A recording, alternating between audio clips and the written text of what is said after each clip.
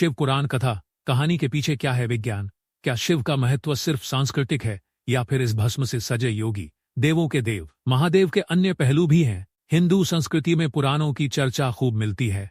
इन्हीं पुराणों में से एक है शिव पुराण।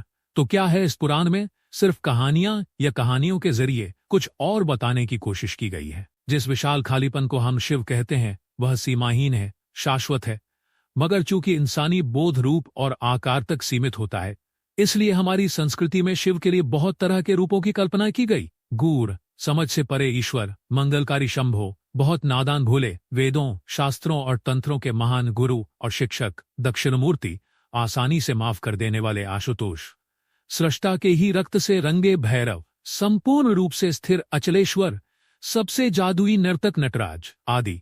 यानी जीवन के जितने पहलू हैं उतने ही पहलू शिव के बताए गए हैं।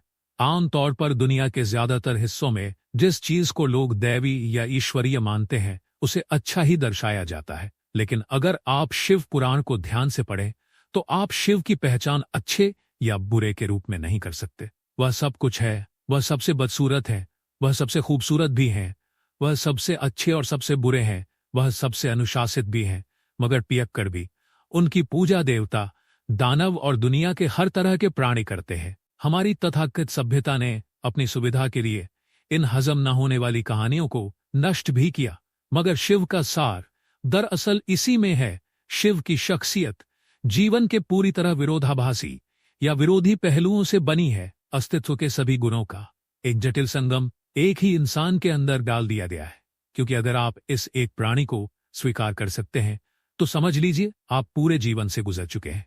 जीवन के साथ हमारा सारा संघर्ष यही है कि हम हमेशा यह चुनने की कोशिश करते हैं कि क्या सुंदर है और क्या नहीं, क्या अच्छा है और क्या नहीं, क्या अच्छा है और क्या बुरा। लेकिन अगर आप इस एक शख्स जो जीवन की हर चीज का एक जटिल संगम है को स्वीकार कर सकते हैं तो आपको किसी चीज से कोई समस्या नहीं होगी। शिव पुराण कहानी के पीछे क्या है विज्ञान? अगर आप शिव पुराण की कहानियों पर ध्यान दें तो आप देखेंगे कि इनमें सापेक्षता के सिद्धांत, क्वांटम मैकेनिक्स के सिद्धांत, पूरी आधुनिक भौतिकी को बहुत खूबसूरती से कहानियों के जरिए अभिव्यक्त किया गया है। यह एक तार्किक संस्कृति है। इसमें विज्ञान को कहानियों के जरिए व्यक्त किया गया था, हर चीज को साकार रूप दिया गया था, मगर बाद में जाकर लोगों ने विज्ञान को छोड़ दिया और बस कहानियों को ढोते रहे। उन कहानियों को पीढ़ी दर पीढ़ी इस तरह बढ़ा चढ़ाकर पेश किया जाता रहा कि वे पूरी तरह मूर्खतापूर्ण लगने लगी। अगर आप उन कहानियों में फिर से विज्ञान को ले आए तो यह विज्ञान को अभिव्यक्त करने का एक खूबसूरत तरीका है। शिव पुराण मानव प्रकृति को चेतना के चरम तक ले जाने का सर्वोच्च विज्ञान है, जिसे बहुत सुंदर कहानियों द्वारा किया गया है। योग को एक विज्ञान के रूप में व्यक्त किया गया है जिसमें कहानियां नहीं हैं, लेकिन अगर आप गहन अर्थों में उस पर ध्यान दें तो योग और शिव पुराण को अलग नहीं किया जा सकता। एक उनके लिए है जो कहानियां पसंद करते हैं तो दूसरा उनके लिए है जो हर चीज को विज्ञान की नजर से देखना चाहते हैं, मगर दोनों के लिए मूलभूत तत्व एक ही हैं। आजकल वैज्ञानिक आधुनिक शिक्षा की प्रकृति पर बहुत शोध कर रहे हैं। एक चीज यह कही जा रही है कि अगर कोई बच्चा 20 साल की औपचारिक शिक्षा प्राप्त करने के बाद व्यावहारिक दुनिया में प्रवेश करता है तो उसकी बुद्धि का एक बड़ा हिस्सा नष्ट हो जाता है जिसे वापस ठीक नहीं किया जा सकता। इसका मतलब है कि वह बहुत ज्ञानी मूर्ख में बदल जाता है। वैज्ञानिकों का कहना है कि शिक्षा देने का एक बेहतर तरीका है उसे कहानियों या नाटक के रूप में प्रदान करना। इस दिशा में थोड़ी बहुत कोशिश की गई है, मगर दुनिया में ज्यादातर शिक्षा काफी हद तक निषेधात्मक रही है।